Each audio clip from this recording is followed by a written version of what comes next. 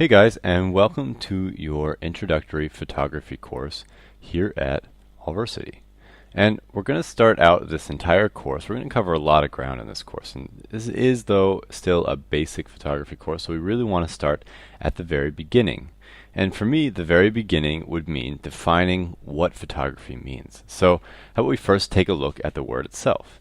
Take a close look. You can see as where I put kind of a space here, there's actually a space here between the two words. And this mostly is because I'm got bad handwriting. But if you take a look, you see photo and graphy, two words. And if you're a little bit familiar with English, you've seen this graphy attached to lots of other different words that aren't photo. But let's take a look at photo. Photo is a Greek word for light. And light not in the sense of heavy or light, but set light in the sense of the sun, like what you see with your eye. And then you've got graphy over here. And graphy sort of means something along the lines of drawing. So when you put those two things together, you come up with drawing with light, which I think is a really great way of describing what photography is. Photography really is, in a lot of ways, drawing with light. Now, what would be sort of a more functional working definition of photography? So to answer that, I took a really quick look in Google, kind of hopped around, and I came across a definition in the World English Dictionary. And so it has two pieces. The first piece is the process of recording images on sensitized material by the action of light, X-rays, and etc. And it also is the chemical processing of this material to produce a print, a slide, or a cinefilm. So basically they're just saying light or some sort of ray, because you notice they said X-rays as well. Light plus film equals photo or photography. Now the other definition is basically the act of doing this. So the art or practice, the occupation of taking photographs or making films. So we're just going to say the act of doing that right there. All right, so that is your definition of photography. How about we go take a look at who are photographers? What are the different styles of photography, and who are the people doing photography? So let's start out again. We're gonna take a look here at styles. So styles of photography, and these have a lot to do with approach. These not necessarily maybe the look of the photo, but the actual way that the photograph is being made. And this is really important distinction for you young photographers out there to understand the difference between different types of photographers. So we're going to just start out by writing them all out. So we've got art photography, we've got documentary photography, and we have got over here commercial photography. And I'm actually going to put one more group over here, and we're going to call that the X group, because I'll talk about that in a minute. So let's start with the art photographers. Art photography is basically created with the artist in mind. The photographer is then using art or using photography to express themselves. They're using it to somehow push the boundaries of the visual world that we're experiencing. So art photography is in many ways about the photographer. Then you've got documentary photography. And documentary photography, and this is according to maybe one of my mentors, is about the subject. So you'll also hear this being called reportage. It has a lot to do with documenting the situation in a sort of as neutral a way as possible and making the story about the person being documented. It's a report. It's like the way a reporter would work for a newspaper or a magazine or something like that. Now you've also got commercial photography. Now commercial photography is it's definitely a very much a growing piece of the photography world. It has had its heydays, and it's had times when it's always been around. But in many ways, commercial photography in recent years has also started to blend with these two in ways that it hasn't before. But commercial photography is photography that's being done with a certain customer in mind, and it's often got some sort of advertising component to it. So the photos are either being sold to a private person who is buying your time as a photographer. Maybe you're shooting a wedding or something like that, so they're paying for you to take photos of that particular thing, or they are paying you to make some sort of image or paying for an image that you made in another style, but using it for advertisement. So that's a very important thing. It has a lot to do with promotion. You can think of commercial photography as being sort of promotional photography, maybe. And then we've got this kind of other group over here, which I haven't really defined yet, and I'm not really going to, but the X group is basically people who are using photography to make sort of public record. It's not documentary in the sense it's not really for a magazine or something like that, but maybe police officers or salesmen, people like that, who are using photography in their work, but not necessarily in these formats over here. So I'm just going to leave that as the X group. I haven't found it anywhere on the internet, so I'm just going to call it, not even give it a name. But I just want to make you all aware that that's out there. All right, so you can do all of these different styles of photography in a couple different ways these days. I mean, in the modern world, we have, everybody knows, we have digital photography. So this is the way that most of us are taking photographs these days. But that's actually not that old. I mean, when I was a kid, you didn't have digital cameras. You had film cameras. And so film cameras were how photography was performed for a long time. You also have, and this is kind of comes as a surprise to some people, you also have video. Some people are like, wow, video, is that photography? Well, yeah, it's photography. It's just photography that happens to be moving at about 24 pictures per second or so. All right, so how about we go take a look at some different examples of photography. Here we have got Ansel Adams, and Ansel Adams was an American photographer in in the 20th century.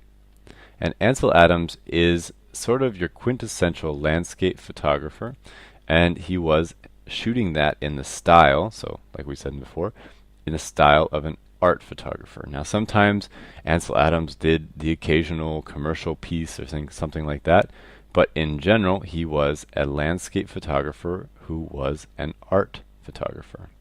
So landscape was his specialty. It was the sort of the thing that he liked to photograph, his specialty, but he was an art photographer.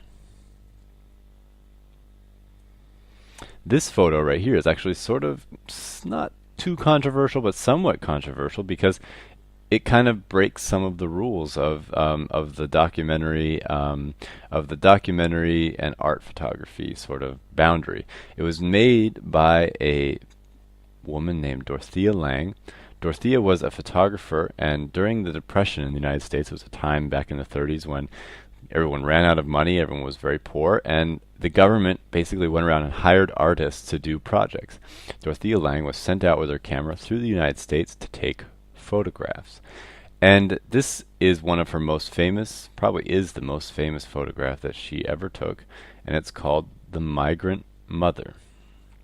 Now, I'm using this photo as an example of the difference between art photography and documentary photography, because you could approach this situation in two different ways. If you are Dorothea Lange, you walk up to this woman, you say, ma'am, is it all right if I follow you for a while and take some photographs of you? And then you would proceed to take photographs while this woman was going about her day. And if Dorothea, or you as a photographer, don't affect this person in any way by trying to make them pose or make them do anything extra for you, if you don't tell them to sit and put their hand on their chin and look out across the prairie, then that is a documentary photograph. So if you are trying to document things as they are happening without influencing, and that's really important, or doing the least you can to influence, and you can never really truly not influence a situation, but you do that, then you are basically working as a documentary photographer. That can be art photography, but you're shooting in the style of documentary. Now, if you were to walk up to this woman here and say, I'd like to take some pictures of you, and then tell her, well, I'd like you to put your hand on your chin and look out across the prairie, and kids, if you could put your heads sort of on her shoulder or behind her back, that'd be great, thanks, and then take some photos. That would then, in that case, no longer be a documentary photograph. That is, well, I guess you could call it art photography, but it's no longer documentary in the sense that we think of it today. Back in the time when Dorothea Lange was working, the rules about this were there, but they weren't necessarily as strict as they are these days. And so, you know, whatever ended up happening with this story, whether this is a documentary photograph or an art photograph, in many ways it has become over time, no matter what happened, sort of seen as a documentary photograph because it captures a time and an emotion and a piece of American history in a way that's very unique. But it's just one thing to think about as you're approaching the difference between documentary and art photography. Now here, right, this photo would be a classic example of documentary that's sort of like an artistic documentary photo. It's taken by one of really my favorite photographers. I love this guy. His name is Henri Cartier-Bresson. He's a French guy who worked as a photojournalist. It's one of my favorites, and I spell his name wrong. He's a French photographer who worked for big photo agencies back. He was one of the founders of Magnum, which is a huge photo agency, very important in the history of photography. And you can see here that you can shoot in documentary style. So this is a documentary photograph, but that it can still be artistic. That is totally cool. You can be artistic. It doesn't necessarily be an art photograph. So what makes this photo artistic? Well, I really love this photo because you have all these great shapes. So you've got this guy, this is a statue, this is a very famous artist apparently at the time. Got this guy's legs, look at his legs, and then look at the artist's legs, and look at his posture. Same thing. And almost in a way, and I'm not sure if this was necessarily intentional, but I also, looking into it, also see this line here, and this line here, and this line here. And you can see there's just really interesting shapes going on there. And this is typical Henri Cartier-Bresson. He has better photos. I think this isn't one of his best ones. This is just one that was in the open domain. But you just always are seeing this in his work, and a lot of documentary photographers do very artistic work, but they're also doing it in a way that they're not telling the guy, hey, could you go back and walk and do that again and again and again. They just catch it the first time that it happens. Now we're going to move into commercial photography. So these two things that you're seeing right here are most certainly, or often are, commercial. So most of the wedding photography that you see, unless you're shooting it as a photojournalist for a magazine or something like that, if you're being hired by the bride, or most likely by the bride's father, you are working as a commercial photographer. Sorry, whew, lots of saying photography today.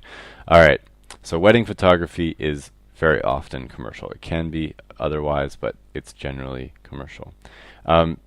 Fashion is also a very big piece of commercial photography these days. It's everywhere. It's probably, in the Western world, one of the types of photography that we see the most. Fashion photography can be journalistic if you're being sent by a paper or a magazine to document an event, but very often you're being paid by maybe the maker of this pair of pants or these fancy shoes, or these fancy red shoes. Wow, look at those. You might be being paid by the makers of those, or some sort of, maybe the people who are putting on the show up here, or maybe, you know, this rich guy over here wants some photos. Whatever the case is, you're working as a commercial photographer often in these situations. And the difference between those is who's paying you, essentially.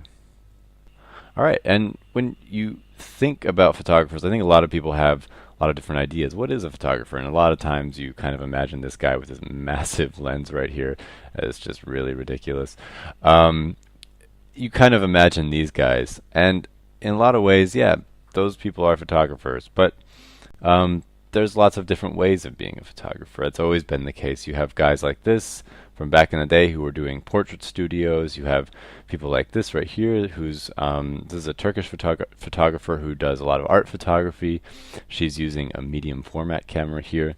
And you have everything in between. You have people who, and you also have people who are outside of the professional world who are just working as amateurs.